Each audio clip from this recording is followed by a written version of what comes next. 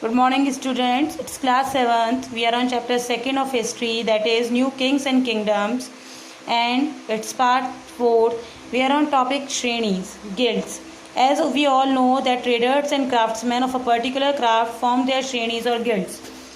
This practice continued even now. The member of the Shrenis had to obey all the rules and regulations laid down by it. With passage of time, these several Shrenis emerged as jatis or subcastes, such as caste of weaver, potter, artisan, gardener, etc., as indicated by the inscriptions which contain record regarding this.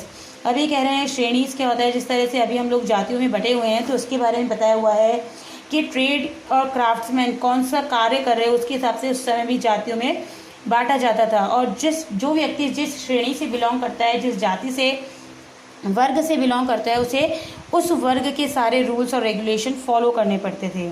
At the same time ये श्रेणी जो थी वो धीरे धीरे जाति और सब कास्ट यानी कि जनजातियों में बांट दी गई.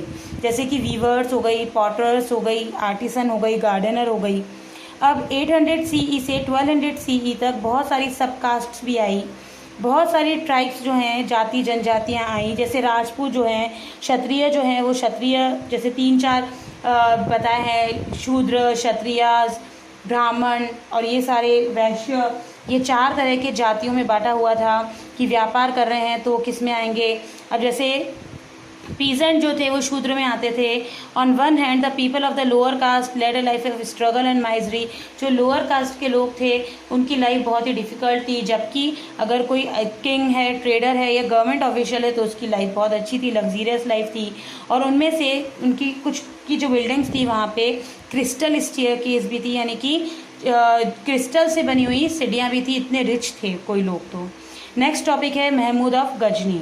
अब महमूद ऑफ गजनी के लिए एक बात जो बोली जाती है वो ये कि इसने 16 टाइम्स जो है सोमनाथ टेम्पल है गुजरात में, वहाँ पर आक्रमण किया और वहाँ का सारा जो सोना चांदी जो है वो लूट के अपने देश को ले गया. So let's start with it. The armies of Mahmud marched all the way from Ghazni in Afghanistan through Multan and reached the divine city of Somnath in Gujarat in the middle of a cold day in December 1025 CE.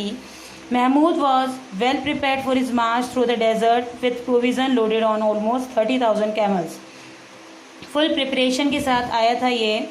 Ghazni से जो अफ़गानिस्तान में है वहाँ से मुल्तान और पूरे रेगिस्तान में होता हुआ गुजरात में सोमनाथ टेम्पल तक पहुँचा. और फिर इसने पूरे डेजर्ट में 30,000 कैमल्स पे सारा अपने हथियार वगैरह लोडेड करके लेके आया था. फिर यहाँ पर युद्ध किया और युद्ध करके फिर 50,000 पीपल जो है वो इसमें मारे गए. According to this account provided by 13th century writer A.L. Qazwini, the total amount of gold, silver and jewel was more than 13,000 dinar.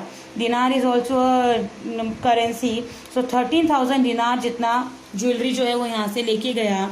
उसके बाद वह गजनी में रूलर बना, गजनी में जाके. और फिर वो ये चाह रहा था कि उसका एम्पायर जो है पूरे सेंट्रल एशिया में रहे. और वो ये भी चाह रहा था कि गजनी को वहाँ का मैग्निफिशेंट सिटी बनाए वहाँ पे. The immense wealth of India increase his greed. अब इंडिया को पता ही है, हमें सोने की चिड़िया कहा जाता है, तो ये जो सोने की चिड़िया है उसने उसे ऑलवेज अट्रैक्ट किया. इस कारण से उसने कौन कौन से प्लेसेस को इन्वेडेड किया देखते हैं, लाइक पंजाब, मुल्तान, पेशावर, कन्नौज, मथुरा, सोमनाथ और थानेश्वर में. यहाँ पर उसने अपने इन्वेजन्स किए, आक्रमण किया और यहाँ इन एरियाज़ को जो है बहुत सारा यहाँ से सोना चांदी अपने पास लेके गया. So that's all for the day. Thank you.